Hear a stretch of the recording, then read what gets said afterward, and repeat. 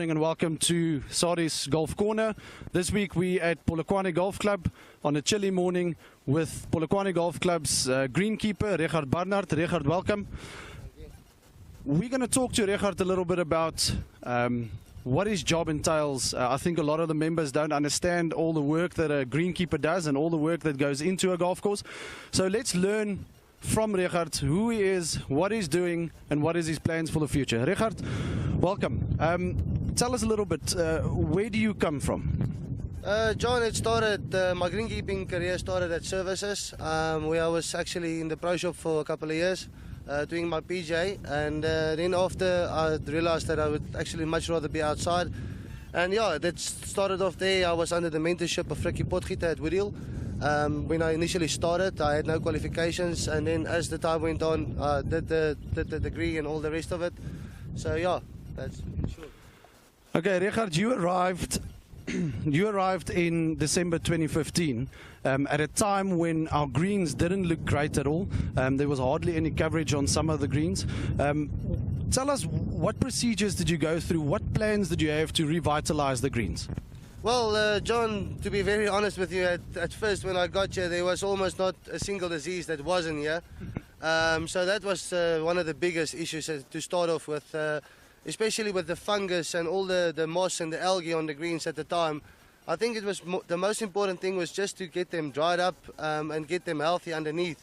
You know, you can always look at a putting surface, and when you look down due to the deeper side of it, then you actually realize what's really going on. And I think one of the biggest things was the overwatering of the greens. I know that as a greenkeeper, you always tend to overwater when it's hot, it's 35 degrees and windy. You normally stress out. And the thing is, you need to give the grass the opportunity to look after itself. So I actually wanted to show you how does it actually look like and what it shouldn't look like, if you don't mind. Yes, no, carry on. So Richard's going to take out a piece of the green just to show us what the roots look like and what the sand looks like underneath. Okay, John, if you look at this on the profile, you'll see that there's quite a few white lines in amongst the black layer, which this is called thatch in greenkeeping. This is what you don't really want. So the only way to basically clear this is to often dust the greens and do the holotining in time every year when you're supposed to do it, just before spring. So this what this allows, if you look at this, you'll see that there's a few layers, and this is all the times that the greens has been dusted in the last couple of months, I would say 9 months.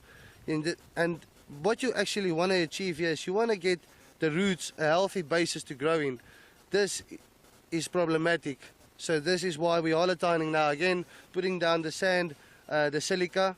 This will allow the roots to go even longer. If I take this out, you'll see it actually broke off. That's the length of the root. Let's just show you closely to the camera so that the people can see. So this is the layers that Richard's talking about, and that black layer is what he's talking about that wasn't good. There's obviously a timetable of what's been happening on the greens. Richard, you mentioned holotining now. This is why we have to do holotining. I know a lot of the members maybe don't enjoy holotining or what they would call spring treatment, but is it so necessary? Definitely, John. I think if you look at the amount of fertilizers and chemicals that we spray on a yearly basis, it's very important, because what actually initially happens is you kill the soil within with all the spraying of the fungicides during summer months, where we've got dollar spot and all the rest of it, fairy rings. It won't really cause any damage, but on the eye it doesn't look good. You know, people will come to a green and they say, what is these brown marks? And nobody really understands what it is. A fungus is normally when it's a cloudy weather or wet weather, that's when your fungus starts actually growing, and that's what you don't want. I mean, if you look on TV and you see a green, it looks absolutely perfect. It looks visually much better, and people tend not to ask you so many questions. Guys, behind us you can see we're on the 5th green. They've just holotined over the last 3 days. The holes have been made, the tines have come out, sand has been thrown onto the greens and fertilizer has been thrown onto the greens. But today is going to be a competition day. There's a lot of things that needs to happen on a competition day. Greens have to be cut, tee box has to be moved, hazard stakes has to be double checked. There's a lot of things that has to happen. Richard, how do you guys do this? John, well, as I said, it's it's a team effort. Everybody needs to know exactly what needs to happen early in the morning. The thing is, a lot of the times where we lose a bit of time is when people are unsure what to do. So I try to, eliminate that as far as possible. Get the guys; they must know exactly who's responsible for what. And as you say, we're cutting the greens, D-box markers, all the rest of it. Just basically preparing the course for the competition day.